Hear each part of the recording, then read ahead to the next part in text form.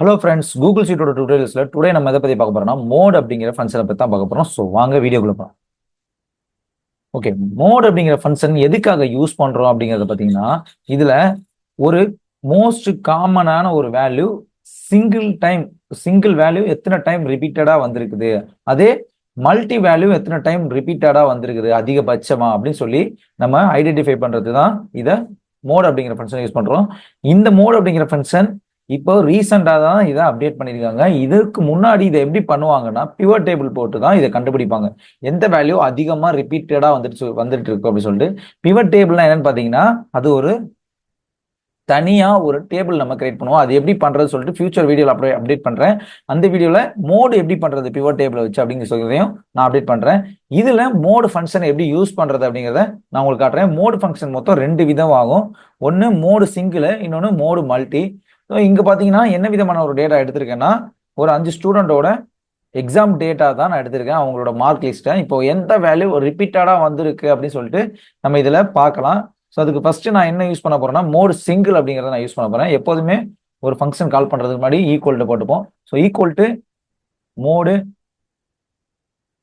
Single அப்படிங்கிறத choose பண்ணிக்கிறேன். Mode dot SNGL அப்படிங்கிறத சூஸ் பண்ணுறேன்.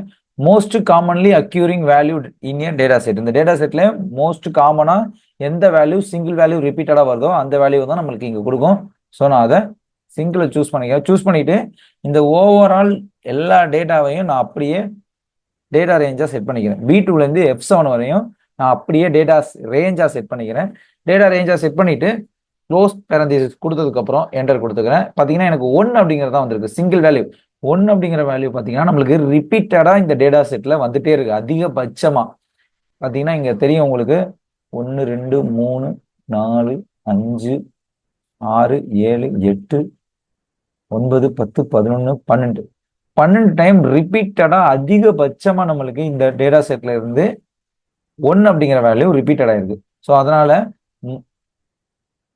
மோடு டாட் சிங்கிள் யூஸ் பண்ணும்போது நம்மளுக்கு 1 அப்படிங்கிற வேல்யூ கிடைச்சிருக்கு. இதே மோடு டாட் மல்டி நம்ம யூஸ் பண்ணா இதுல நம்மளுக்கு என்ன வேல்யூ வருதுன்னு சொல்லிட்டு பார்க்கலாம். இந்த ஓவராலுக்கு போடும்போது எல்லாத்துக்கும் எத்தனை டைம் வந்திருக்கோ அதுக்கேற்ற மாதிரி அதோட அலைன்மெண்ட் வரும். நம்ம இந்த தமிழ் அப்படிங்கிற சப்ஜெக்டை மட்டும் தனியா எடுத்து அதுக்கு மட்டும் மோடு டாட் மல்டி நம்ம போட்டுக்கலாம். ஸோ நான் மறுபடியும் கீழே ஒரு ஃபங்க்ஷன் எழுதிக்கிறேன், equal to mode dot multi.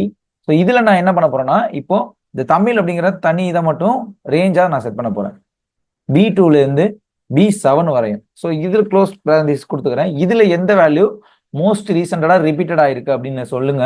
So உங்களுக்கு தெரிஞ்சிருக்கும் இப்பவே. ஸோ நான் உங்களுக்கு என்டர் கொடுத்ததுக்கு அப்புறம் தெரியும் 10 12 இந்த 2 வேல்யூ பார்த்தீங்கன்னா 2 டைம் ரிப்பீட்டடா வந்திருக்கும். 10 2 டைம் வந்திருக்கும், 12 2 டைம் வந்திருக்கும். மிச்ச ரெண்டும் உங்களுக்கு ஒரு டைம் தான் வந்திருக்கும். ஸோ அதனால அது நம்மளுக்கு இங்க ஷோ ஆகாது. நம்மளுக்கு எது ரிப்பீட்டடா வருதோ அது மட்டும் தான் நம்மளுக்கு ஷோ ஆகும். எக்ஸாம்பிளுக்கு இந்த 10க்கு பதிலாக இங்க நான் 9ன்னு போறேன்னு வச்சுக்கோங்களேன், எனக்கு 9 ஷோ ஆகும் பாருங்க. 9 ஃபர்ஸ்ட்ல ஷோ ஆகும்.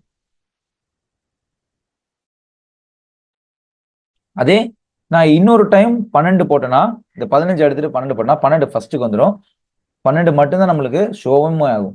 ஏன்னா அதிக டைமும் நம்மளுக்கு ஷோ ஆனது 12 மட்டும் தான். இப்போ 3 டைம்ஸ் வந்து 9 வந்துச்சுன்னா 9ம் இங்க ஷோ ஆகும்.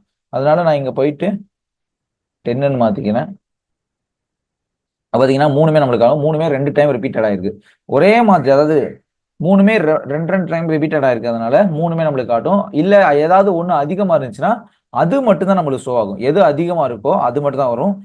இல்ல 2 இது அதிகமா இருந்துச்சுன்னா அது ரெண்டுமே அதாவது ஃபர்ஸ்ட் பாத்தீங்கன்னா 10 2 வாட்டியும் 12 2 வாட்டியும் வந்தது. அதனால 2மே நம்மளுக்கு ஷோ ஆச்சு. இப்போ பாத்தீங்கன்னா 3மே நம்மளுக்கு ஷோ ஆகுது. ஸோ இப்போ பாத்தீங்கன்னா எல்லாமே 2 வாட்டி ரிப்பீட்டட் ஆயிருக்கு. எது அதிகமா ரிப்பீட்டட் ஆகுதோ அது மட்டும் தான் நம்மளுக்கு ஷோ ஆகும். 2 வேல்யூ அதிகமா ரிப்பீட்டட் ஆயிருந்துச்சுன்னா சேமா நம்மளுக்கு 2மே ஷோ ஆகும். ஓகே ஃப்ரெண்ட்ஸ், இந்த வீடியோவில் எப்படி mode dot single mode dot multi எப்படி யூஸ் பண்றது அப்படிங்கிறத பத்தி பார்த்தோம். நம்மளோட வீடியோவை சப்ஸ்கிரைப் பண்ணாம பார்த்துருந்தீங்கன்னா நம்மளோட வீடியோ சப்ஸ்கிரைப் பண்ணிட்டு பக்கத்தில் பெல் ஐகானை கிளிக் பண்ணுங்க. அப்பதான் நம்மளோட கூகுள் ஷீட் டியூட்டோரியல்ஸ் தொடர்ந்து பார்க்க முடியும். கூகுள் ஷீட் டியூட்டோரியல்ஸ் தேவைப்படுற உங்களோட ஃப்ரெண்ட்ஸ்க்கு நம்மளோட வீடியோ ஷேர் பண்ணுங்க, அவங்களுக்கு இது யூஸ்ஃபுல்லா இருக்கும். தேங்க்யூ.